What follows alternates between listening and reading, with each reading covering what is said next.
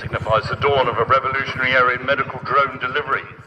In fact, it was last year that Skyfarer conducted, and like I land aircraft, you want it to be smooth and buttery.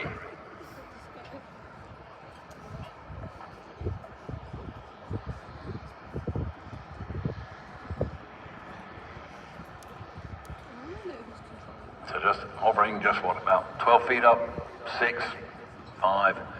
Those of you looking at this at home got the streaming on the camera.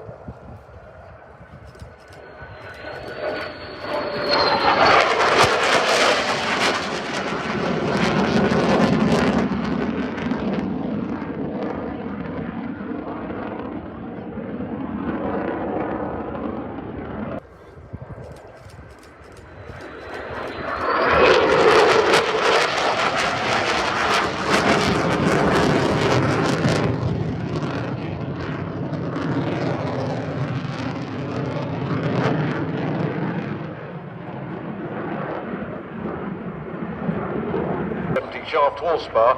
Dual channel FADEC system is also incorporated. Extensive cabin space configured to meet the requirements of whatever you want. Cargo, VIP, transportation, air ambulance, offshore, search and rescue, really whatever the customer wants. It is a retractable gear, but he's keeping the gear extended throughout his display because he's doing lots of hovering and bits and pieces and manoeuvring. The latest state-of-the-art Turkish avionics, glass cockpit, full glass cockpit, touchscreen, integrated modular displays, 4-access, dual redundancy, automatic flight controls. Now it can crack along at about 160 knots. Service ceiling is up to 20,000 feet. And endurance, well, with extended tanks, extra fuel tanks, over 5 hours. As for the number of people we can put in, well, I suppose it depends on the configuration one, but it's got a crew of 2, and it says in my notes you can go VIP 2 or 5. Well, if you're really VVIP, I suppose it could be 1. No, you need 2 to serve the champagne, wouldn't you? Yes. Or you can pack in 12 passengers. So, sideways, backwards flights, you can see, they can go sideways and backwards up to 40 knots. Now, going backwards at 40 knots in a helicopter must be quite exciting. I did mean to ask if they got rear view mirrors or a rear view camera. Probably a camera, that makes sense, but I don't know. The program was initiated in 2013, maiden flight taking place in September 18, and the civil certification program of GOTFA is progressing incrementally. Demonstrating spot turns, low speed flights, lateral, forward, backwards, vertical climbs, dives. As I say, diving capability up to 160 knots.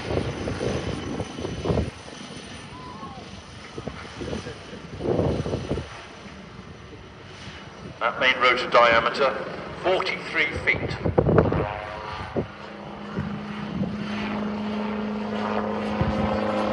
What's the width of a football field?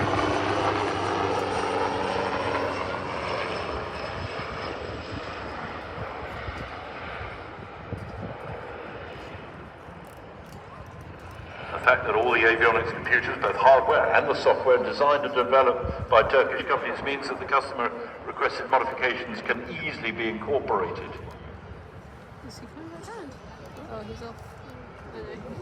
What is he doing? Goodness me.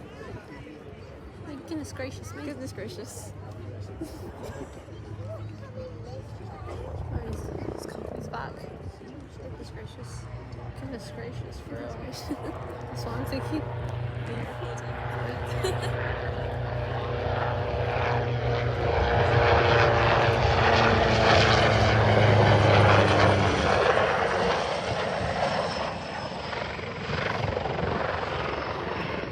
In round through a torque turn, pedal turn.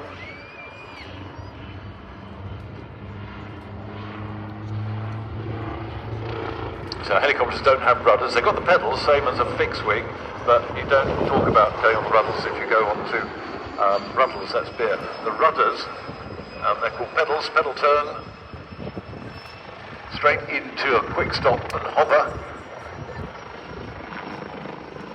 He's going to hover in front of us. He'll be ending his flight with a polite bow towards us. So Comes down to a little bit lower. Nice in the middle of the display line here.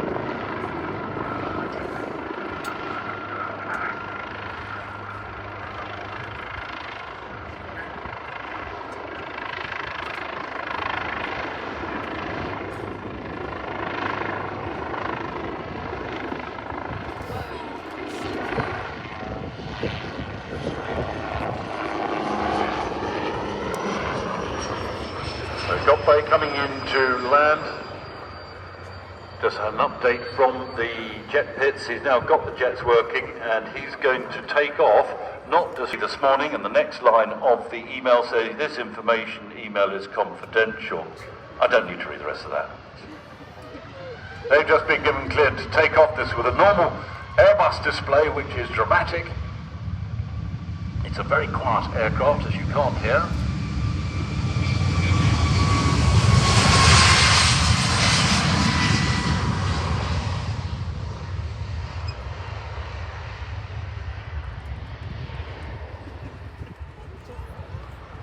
Airborne, steep pullback, then to move away to the display line, climbing up to around about, well over 500 feet. He's going to turn around, come back at 500 odd feet.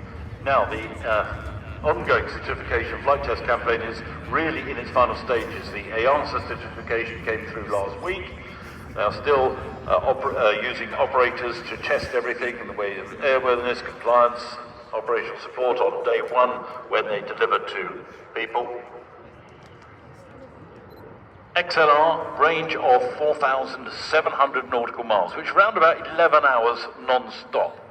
Now, what does that actually mean in real terms? Well, that's places like New York to Rome, or London to Vancouver, Delhi to London, Sydney to Kuala Lumpur, and that makes the XLR open new opportunities for non-stop flights, linking primary and secondary cities all around the globe.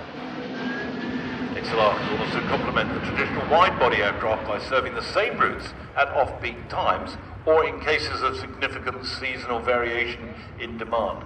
And of course, half that reason is that Airbus pilots can operate on all the range of Airbuses, all the normal twin-engined Airbuses, with hardly any training to swap between the two.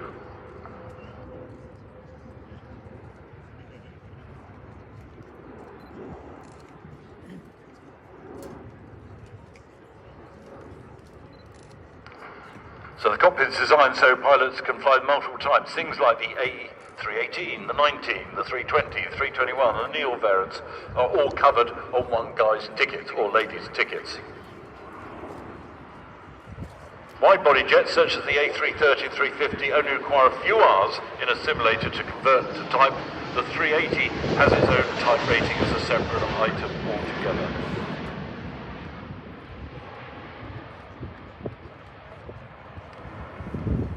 Has a higher maximum takeoff weight for the longer range with increased payload. New permanent rear center tank has been placed in. That carries 12,900 litres of extra fuel. Obviously reinforced landing gear and nose gear for the increased maximum takeoff weight. Cabin ventilation and insulation and heating controls are also enhanced for high altitude and long range flights. And they're also using a mix of sustainable fuel. Sustainable fuel, as will the ATR be using, is made up of waste oil, fats, non-food crops, those sort of things. And so what? Well, that reduces the CO2 emissions by around about 80%. And today this aircraft is flying with a mix of sustainable fuel as Mal comes through, coming back into the slow, high alpha pass, slow speed pass, not the sort of thing you normally see on airliners. Yesterday, we had those wonderful vortices as he came into land because of the high humidity just off the outboard part of the flaps. And there's some great shots I saw online of him coming in to do that. Mark, you're hovering with a piece of paper. What are you doing? I was just going to say, Airbus have been announcing multiple orders throughout this particular week. A couple of the more noticeable ones, Virgin Atlantic having ordered 7 new A330 Neos, and they're going to be powered by the Rolls-Royce Trent 7000. Also, Japan Airlines purchased 20 A350-900s and 11 A321 Neos, such as you're seeing now. With single class configuration, they can put in 244 passengers in a full economy class with good, decent seats. Alternatively, lower seating density. Well, you can put it anywhere you like. You can have premium classes, you can have full flat seating, even suites, should you so desire. Now, the suites are actually a bed, and that is not something that's candy that you can get from the shop. Bad for your teeth. Anyway, Mal just pulled up, selecting the gear on the flap, calling downwind. The runway lights have gone out here at Farnborough. That is the cue when anybody does their final manoeuvre to land. We change to a different landing point here at Farnborough. The main landing point is somewhat in. It's a displaced threshold. There's a 3.5 degree slope. But for Farnborough International Airshow, we have the Farnborough Long, which is in a totally different place. But the visual guidance, the puppies, we have two sets. They have to be swapped across tonight. Have a look at the F-15. He is taxi's waiting to cross the runway.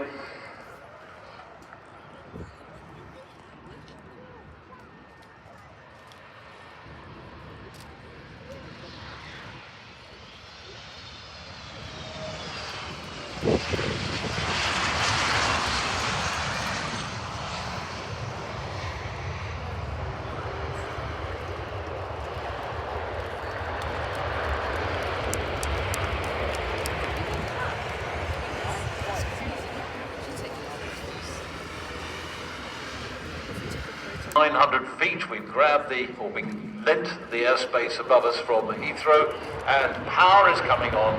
This is raw noise. Yaza!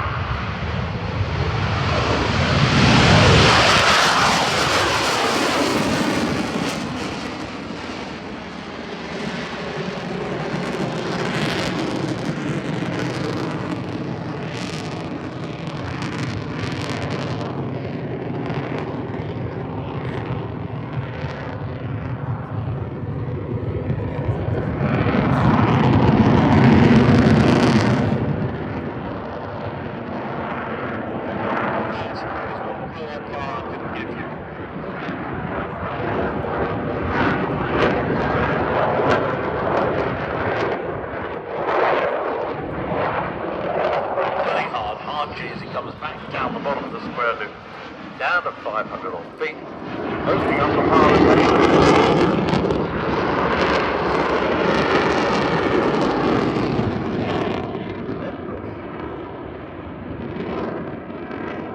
Pitch up to a J-turn, instantaneous pitch authority, the flight control responsiveness, change direction is astonishing.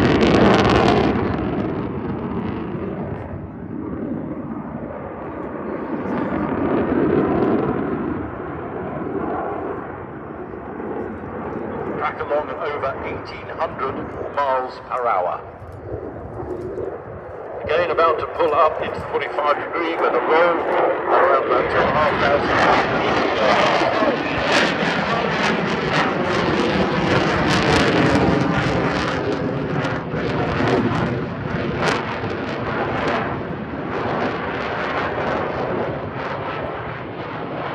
Puffs of vapor from the top of the wing surface.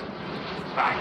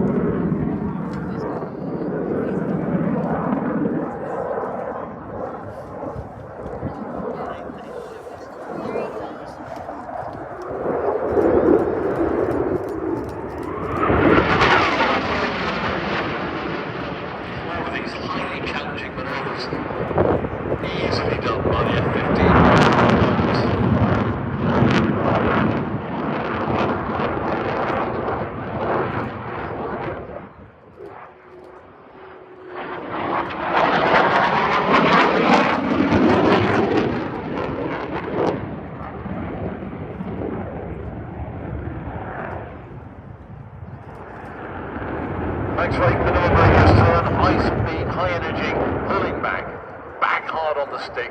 Maximum G keeping us firmly within the airfield boundary.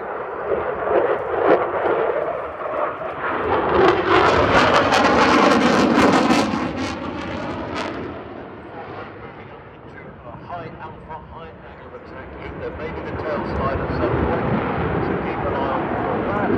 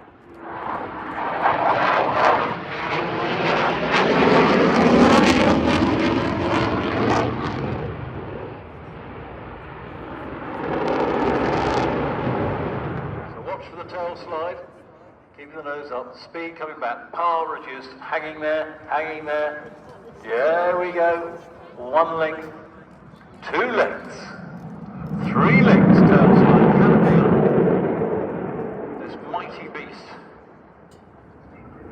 31,000 pounds in weight, sorry, maximum takeoff weight, 68,000 pounds.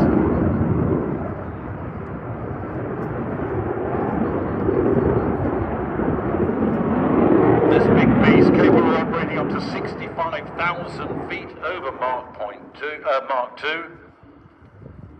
Range around about 3,400 miles. This is a beast and a bit. As I say, off to Qatar to start squadron service along with 3 other stablemates. He'll be going to Lakenheath later on this afternoon.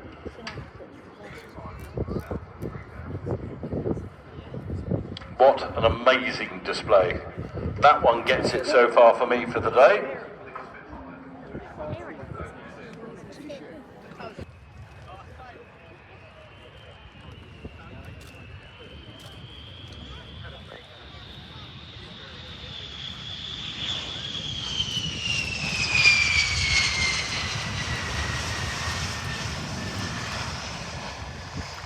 There it is down, that magnificent beast.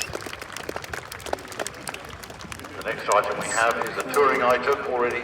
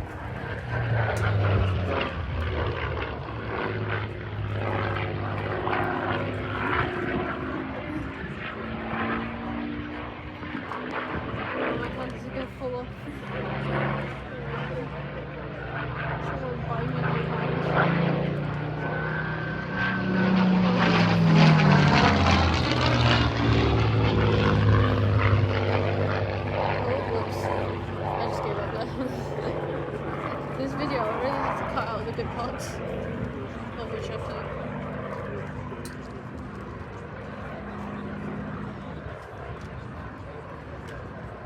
Okay, where is the paper?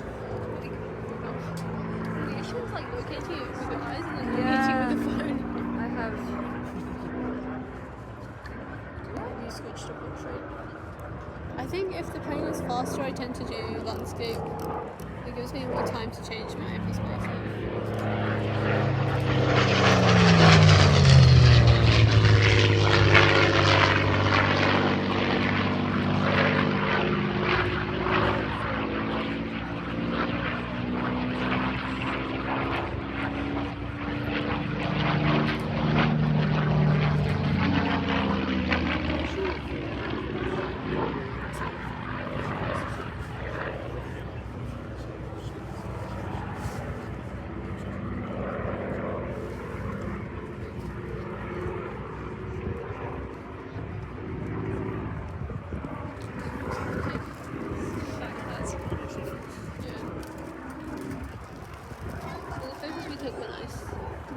The photos we took were nice.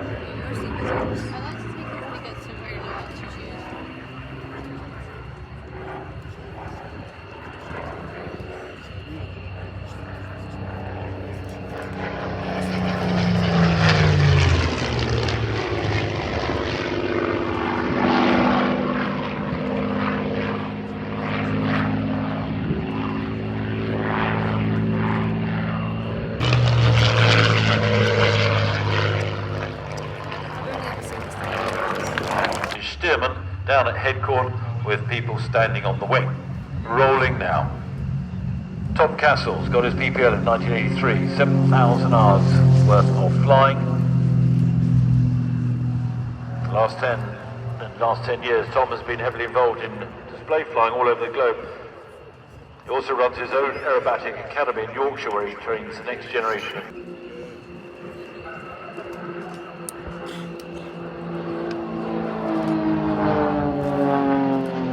That's a nice tight formation.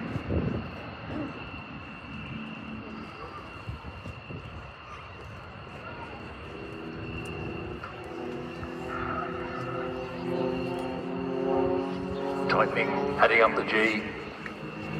There's a long crowd wind that's they're going to have to battle with. Although that's wondrous, that's neat. What would be really clever if you could get different colours in there and you could spell out words in Morse code. But then of course you'd probably spell out the wrong word, but I'll leave that to your imagination.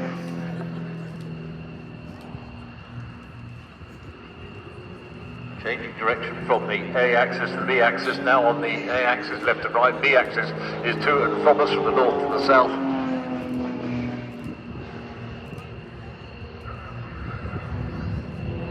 Changing direction on the top of the loop, back onto the B axis.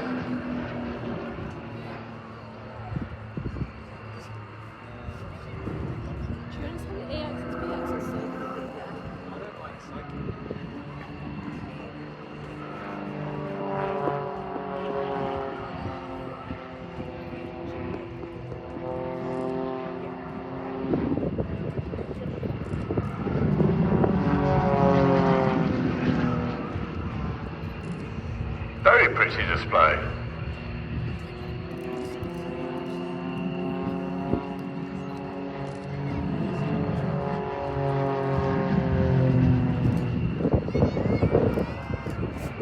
actually using very little of the airspace that we've got here, keeping neatly in the display box.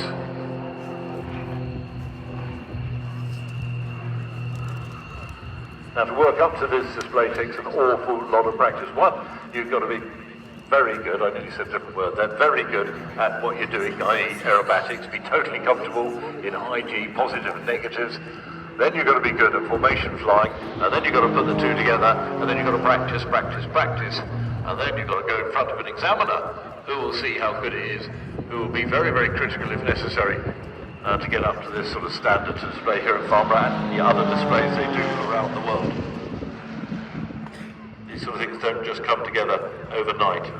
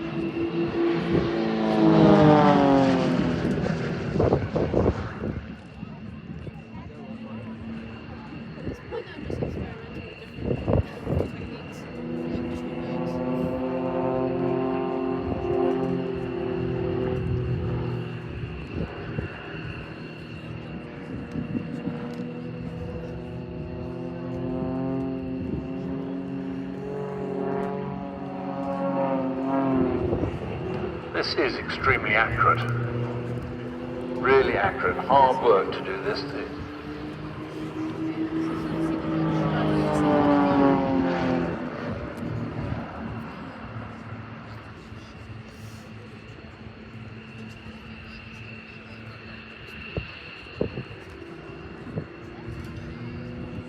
I'm just taking everything on my camera to see.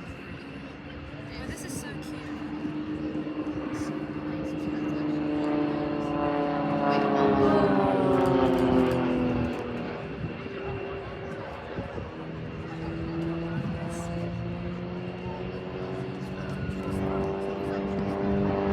So now opposition manoeuvres.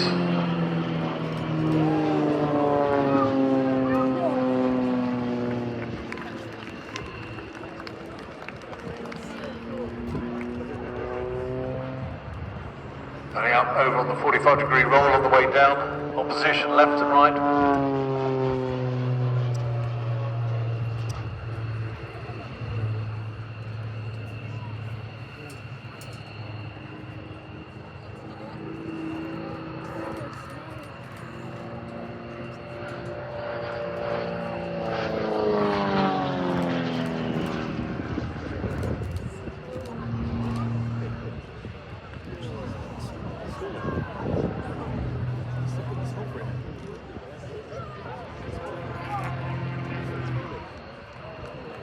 Push over, tumble on the way down. How is that still? You can see the good rate of roll, carbon fibre wing.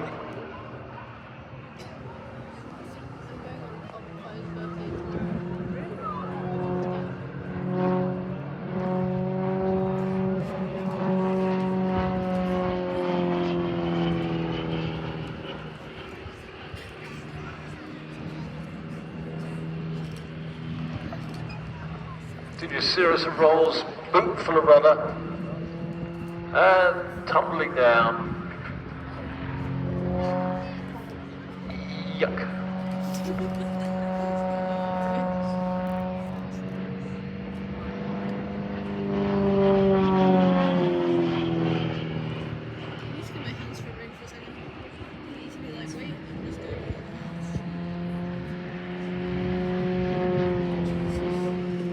How about that stick in whichever corner of the cockpit you can imagine? A lot of gyroscopic G, rattling the eyeballs about.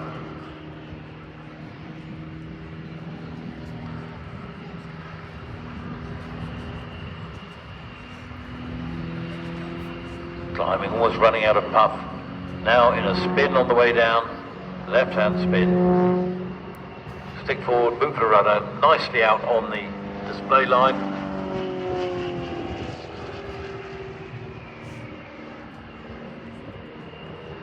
The other starling is called, he's got visual with the one displaying here.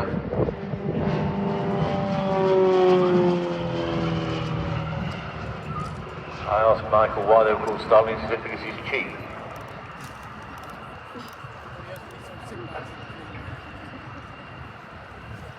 Michael now inbound, just caught the other starling.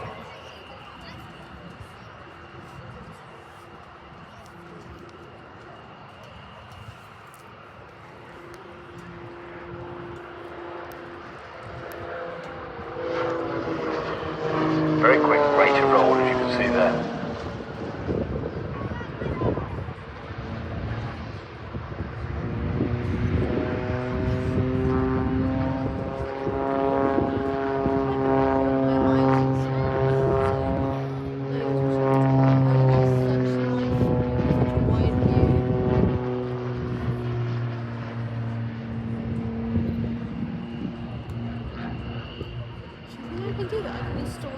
Oh yes, throw it around the sky.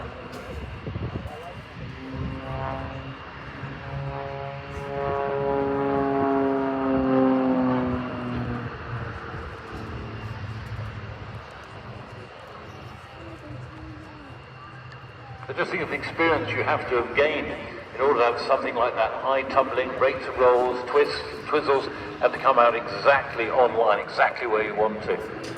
You take someone up for the first aerobatic routine, just give a simple aerobatic routine to them, they will be disorientated in a very short period of time. You're going to see some aerobatics in the vintage stop later on this afternoon, much more sedate, but again the same rules apply. It takes time to get orientated, to know your rate of roll. With this high positive and negative G, to keep totally orientated, you really have to build up. You have to be a sportsman. You have to work at it like any other sport.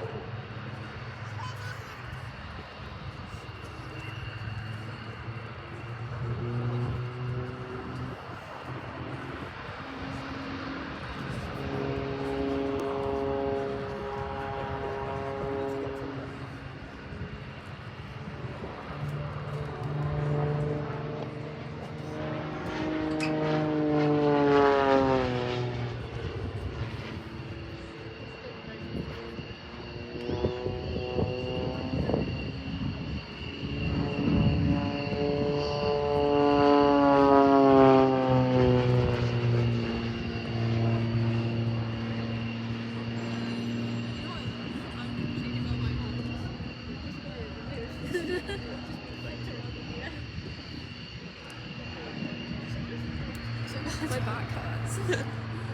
So old. Crazy lady. Actually. So two individual displays.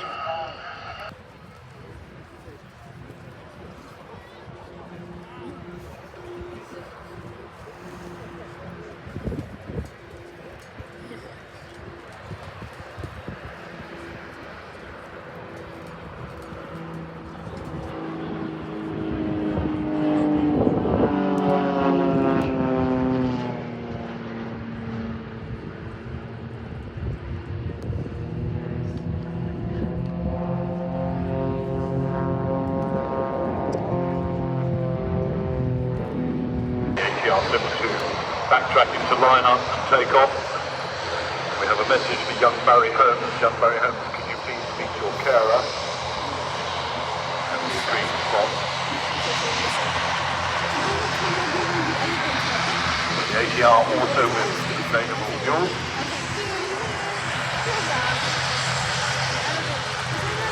Oh, yeah. Everyone joins in.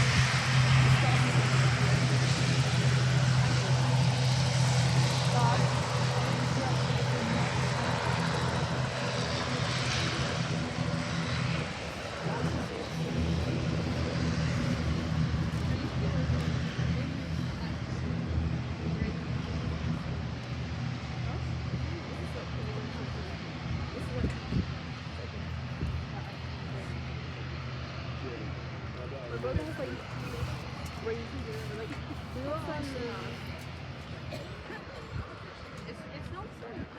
Yeah. This is almost not even the same bird. Yeah.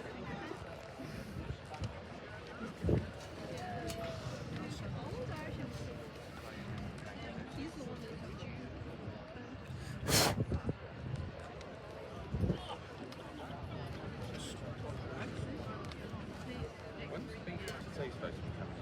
I think it's the last one.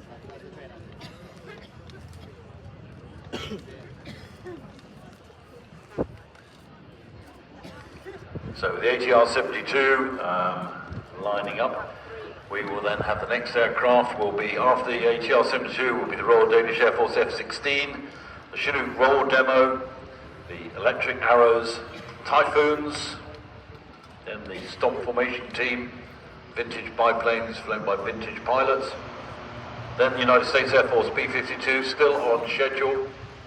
That's about 11 minutes past 3. The wing walkers of the ATR 72 starts its takeoff.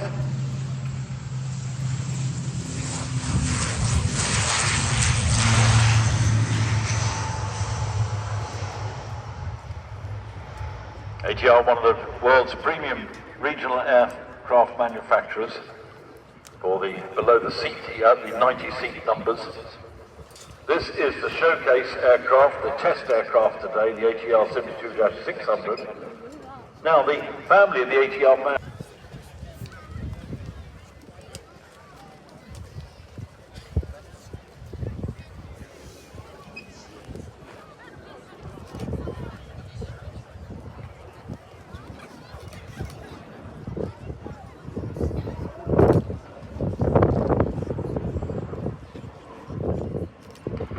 ATR is a joint venture between Airbus and Leonardo, created way back in the early 80s, 1981.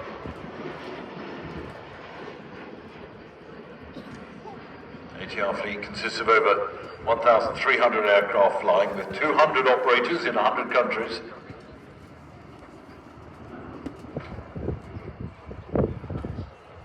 ATR aircraft burn 45% less fuel than similar regional aircraft. Now, this aircraft is flying with a fuel, and ATR was the first ever manufacturer to fly a commercial aircraft with 100% sustained aviation fuel in both engines. Well, it wouldn't have been both engines, it would have been both tanks, and eventually through the engines, I'm guessing.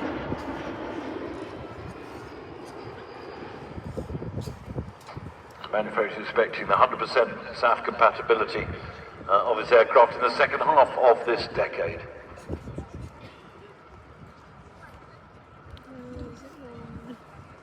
As I say, the family, ATR family, goes right back to January 86. They also have a freighter, dedicated freighter version of the aircraft. They have a hot and high version referred to as the 210, powered by the PW127 turboprops, also being developed.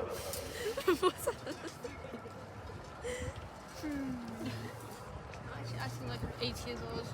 So the freighter version, the cabin windows have been deleted and the floor has been strengthened. Large cargo doors incorporated in the forward fuselage with a further cargo door fitted in the rear. This one is not the freighter version, obviously. Features a spacious modern cabin.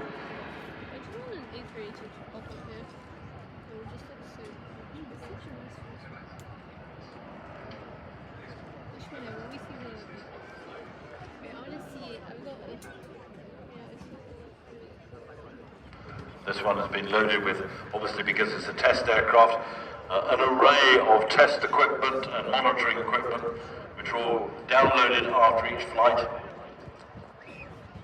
Advanced sensors, computers measuring and analysing flight data, testing out new systems, the guarantee of the performance and state of art of the aircraft and the flight experience in the envelope.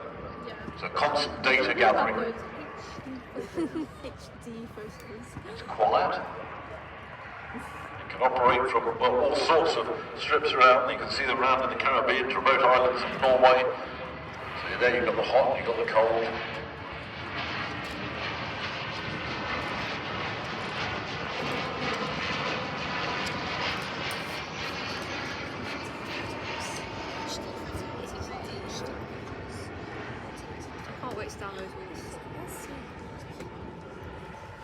actually like this one the most. That's so cute.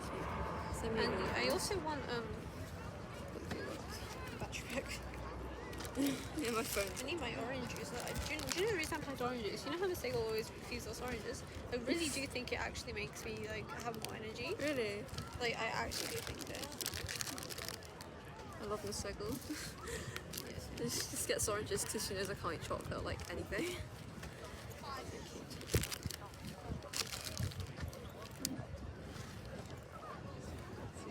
You should paint your nails. I should. Okay. This goes here. So hot. I just don't know how to take videos with this while holding a battery pack. ATR 72 You takes can the do 500 series a step you need to further. make a video of the B-52 though. This thing yeah. better charge quickly, otherwise I'm going to kill someone. Indeed, the first Am I gonna deliveries, get I think, killed? were Royal Air Morocco. But sometimes. That's quite a few years ago, I think. Am I gonna get killed? 2011, something like that. I did not know that an aircraft like this could do this.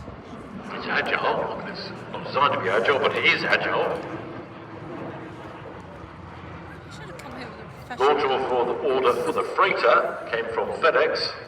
The requirement of 30 with options of a further 20. The Dash 600 freighter entered commercial service 4 years ago. A number of maritime patrol and anti-submarine warfare versions also been developed for various air forces and navies. I'll charge my phone. Pratt & Whitney of Canada producing the thrust, 2,750 shaft horsepower. I'll charge it. Cruise speed 275 knots, range round about 825 nautical miles, which is just a whisker around 1,000 statute miles.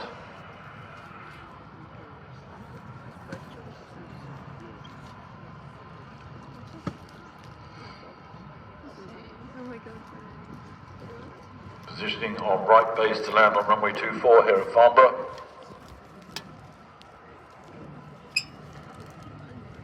Just getting an update as well in my other ear. The F-16 is next. Then we're going to let the Navy wings dispatched. They're going to be taking off and going off back down to Yokelton after the F-16. Then we have the Chinook roll demo as the ATR-72 comes in for its approach. It'll be a short landing using the reverse pitch of those propellers, those six-bladed propellers, to bring to a very short, commendable landing roll, and may even see a little bit of reversing back down the runway.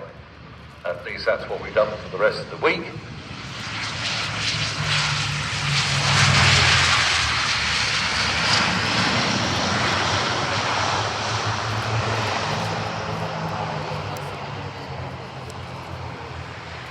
Now that is a very, very short landing run and into reverse.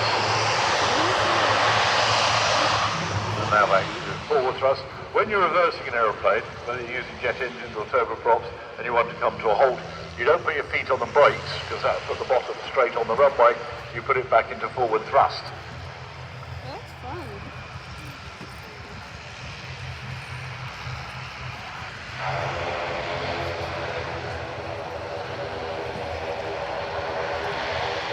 £29,000 of thrust.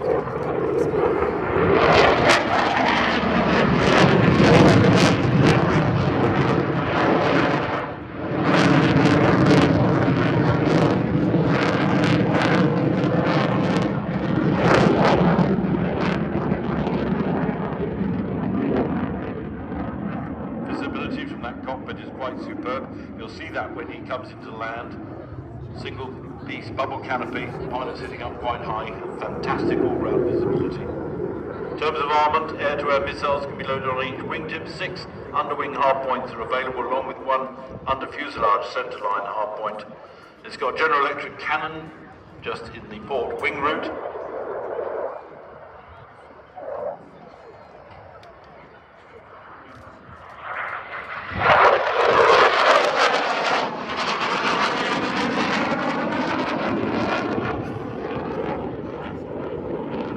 Roll down the display line.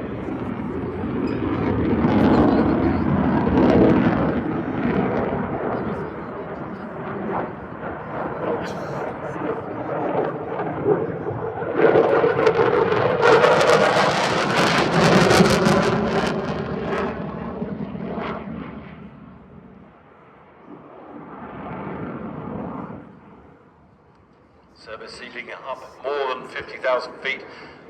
At altitude, at 40,000 feet, can crack along in twice the speed of sound. At present, the F-16 is operated by a total of 29 air forces around the world. Well, here we go. Bahrain, Belgium, Bulgaria, Chile, Denmark, Egypt, Greece, Indonesia, Iraq, Israel, Italy, Jordan, take a breath, Stratton. South Korea, Morocco, Netherlands, Norway, Oman, Pakistan, Poland, Portugal, Romania, Singapore. Another breath. Slovakia, Taiwan, Thailand, Turkey, the United Arab Emirates, United States and Venezuela. Positioning now for a dirty roll, the gear and the flap extended, not a lot of speed, soon to pitch up and roll, and when inverted, retracting the gear and power away.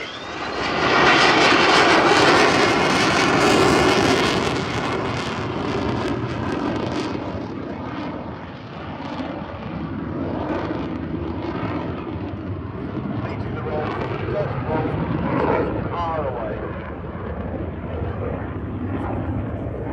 See, like, the absolute orange flames all over it. Are you serious? My structure is like a turn.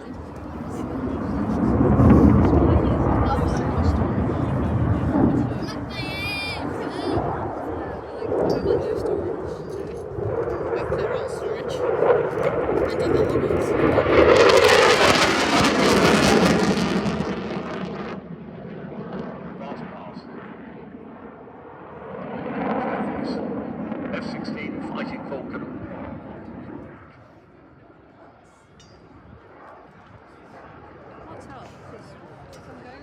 Still a force to be reckoned with. And it's a good looking airplane.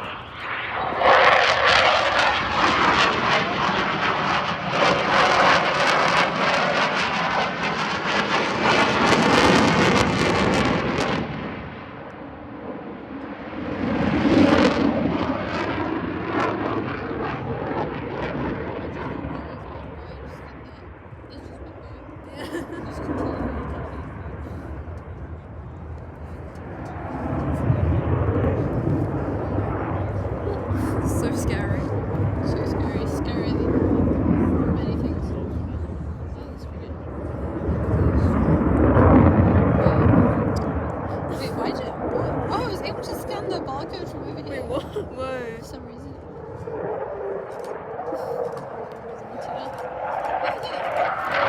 Well, that's a wing block and a half.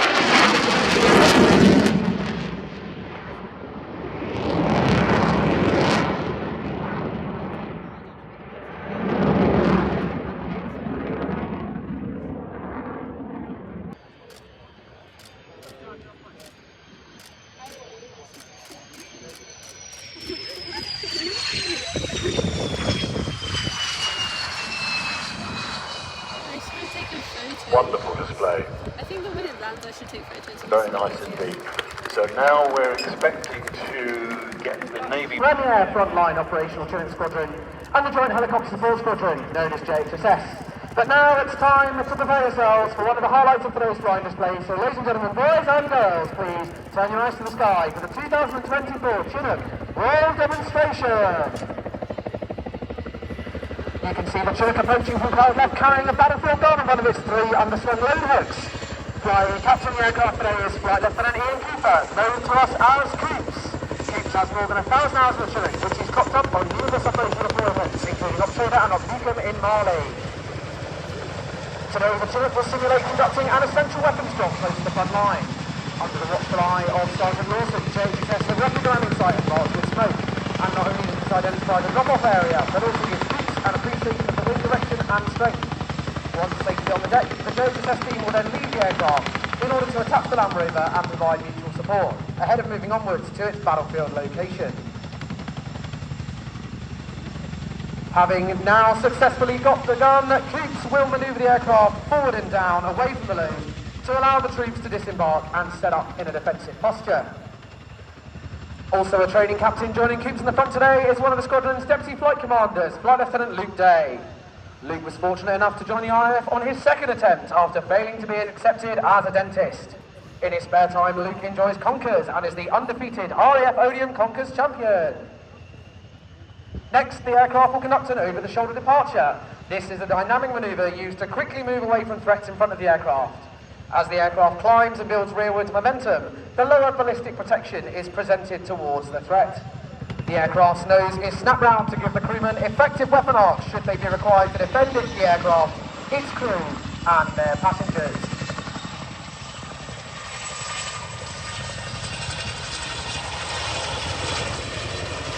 Having built up forward speed, the Chinook will now reposition to provide overwatch for the troops on the ground, scanning the area ahead for potential threats before returning to the drop site to offer close-in support.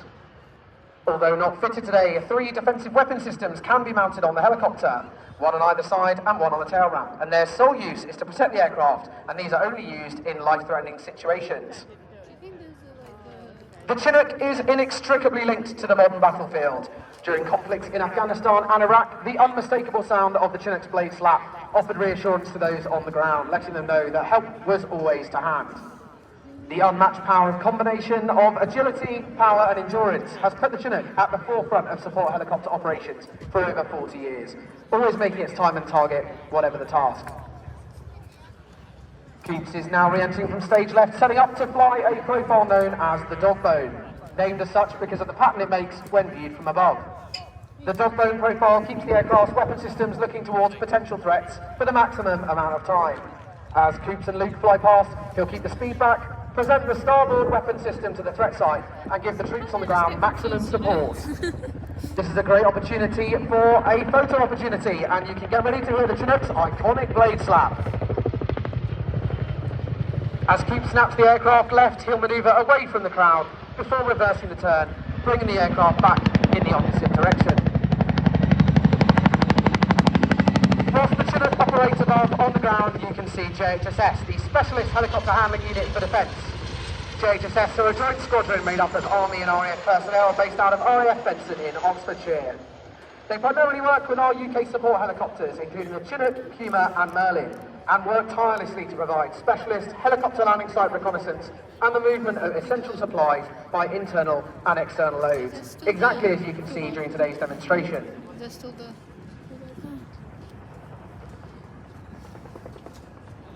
You may recall back in 2019, following an intense storm, a dam situated directly above the town of Whaley Bridge in Derbyshire was on the verge of collapse.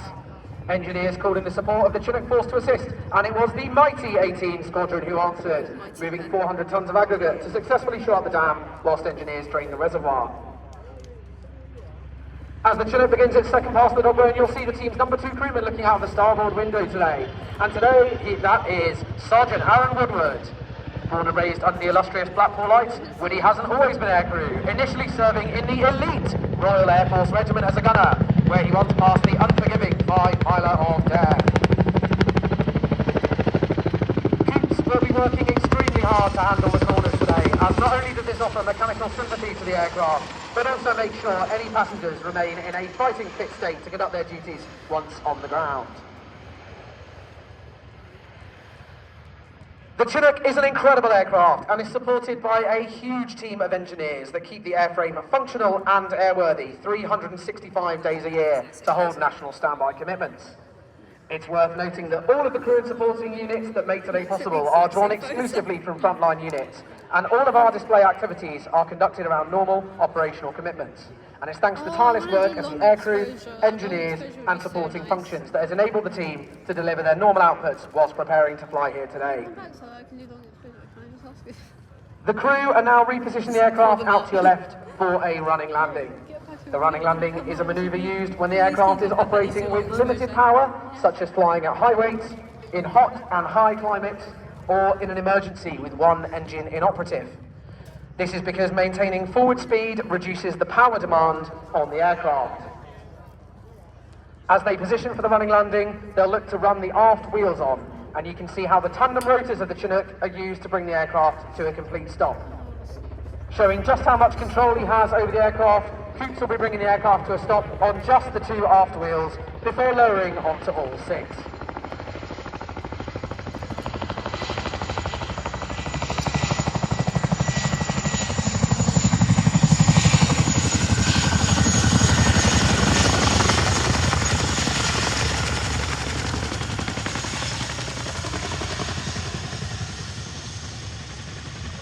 Chinook can carry a wide range of vehicles internally, including armoured fighting vehicles, motorcycles and quad bikes with trailers.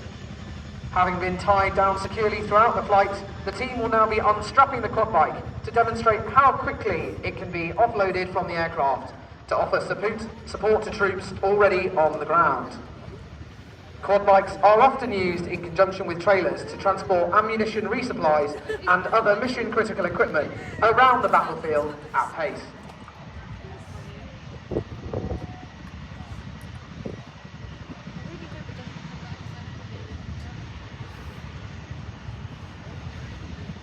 With their cargo shortly on the way to being safely dispatched, the aircraft will then look to perform another over-the-shoulder departure.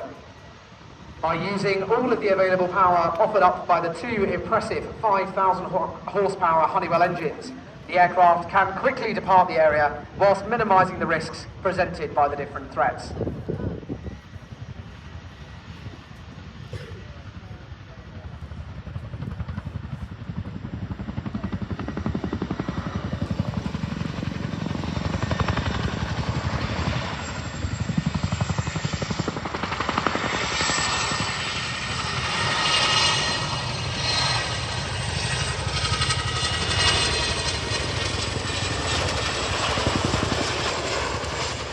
As the aircraft repositions once more, the team would like to express our gratitude to our air operations staff who ensure all of our training runs smoothly, the logisticians who ensure spare parts and fuel are where they're required, and the air traffic... Here we go.